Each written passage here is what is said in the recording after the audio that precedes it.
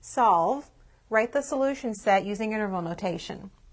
The absolute value of 2x minus 5 is less than or equal to 7, and the absolute value of x minus 2 is greater than or equal to 2. Before we start, notice the word and. That means that whatever values are solutions, they must be solutions of this and this. So we will be looking at intersections of solution sets. Let's start with this. When we have the absolute value of an expression less than or equal to a number, we can write that as negative 7 is less than or equal to 2x minus 5, and 2x minus 5 also must be less than or equal to positive 7.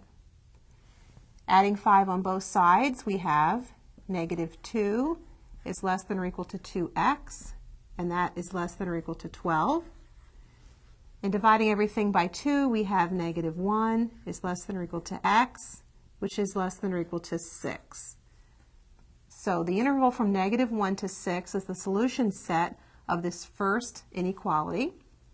Now let's look at the second inequality. In order for this to be true, this is actually going to translate to a disjunction.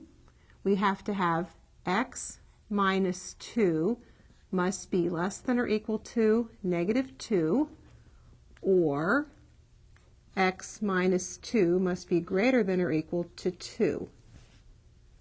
Well, here we would have x is less than or equal to 0, or x is greater than or equal to 4.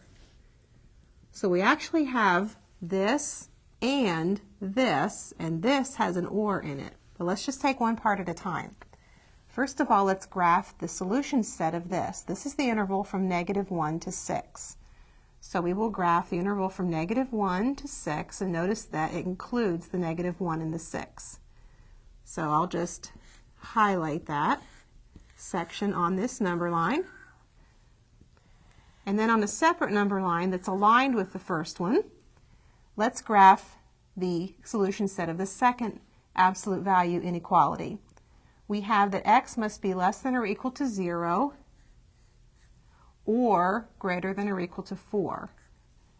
Those two intervals can be graphed this way, less than or equal to 0 or greater than or equal to 4. Now we have the two separate parts graphed, so now we can take care of the and in the middle.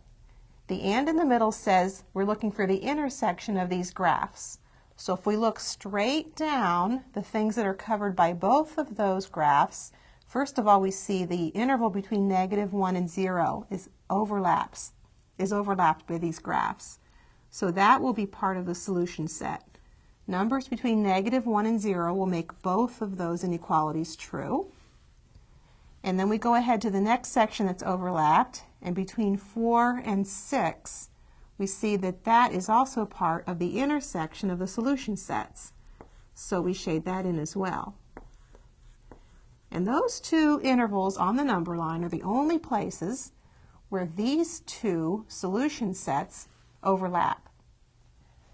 So we can say that the solution would be, in interval notation, the interval from negative 1 to 0 union the interval from 4 to 6.